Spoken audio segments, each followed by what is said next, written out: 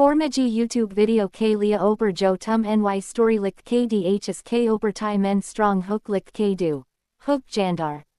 Suspenseful our curiosity si barpor hona chaye k mary vauer engage ho jn our video ko ntk deck and the streets of solitude. The street was empty when I stepped onto it. Not quiet, but hollow. The air felt heavy against my skin. Like it carried something unseen. Streetlights flickered above me, casting long shadows that stretched too far. Each step echoed louder than the last. Even though I walked slowly, the smell of damp concrete filled my lungs. Somewhere nearby, water dripped in a steady rhythm. I stopped walking. The sound did not stop. My fingers tightened. My pulse pressed against my ears. The buildings leaned inward, as if they were listening. A cold breeze brushed my neck. Warm breath followed it. My stomach twisted. I turned around. The street behind me looked longer. Darker. Wrong. The lights behind me went out at once. My shadow stayed. It moved before I did. My shadow lifted its arm.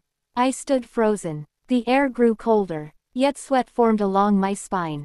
The street no longer felt solid beneath my feet. It felt thin, like a surface that could tear. A distant hum rose from the ground, low and vibrating, traveling through my bones. The shadow turned its head. I did not. Its outline stretched wider, thinner, unnatural. My breath became shallow. Every inhale tasted metallic. The walls on both sides darkened, their textures melting into smooth black stone. Windows vanished one by one. Doors followed. There was nowhere to hide. The hum deepened, shifting into whispers that brushed past my ears.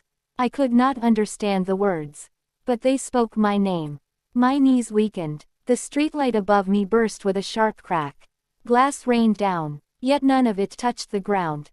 It hung in the air, vibrating, spinning slowly. Time stretched. My shadow stepped forward. The sound of its footsteps came from behind me, from beside me, from inside my chest. I tried to scream. My throat produced only silence.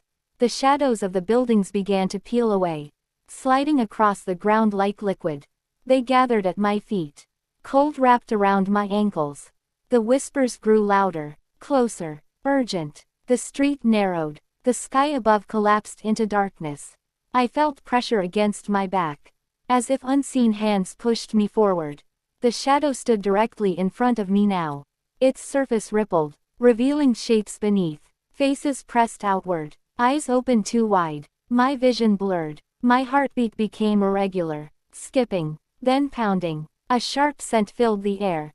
Burnt metal mixed with rain. The ground trembled. Cracks spread beneath my shoes, glowing faintly from below. A distant siren wailed, then cut off abruptly. The shadow leaned closer. Its face formed slowly, incorrectly, features sliding into place. Its mouth opened. No sound came out. Something pulled at my chest, tightening, drawing breath away. The whispers stopped. The silence felt violent. The street behind me vanished entirely. There was only forward. The shadow extended its hand. Its fingers were too many, too long, bending in directions that hurt to watch. I felt a pull, stronger than gravity. My feet lifted from the ground. The world tilted. Light flickered at the edges of my vision.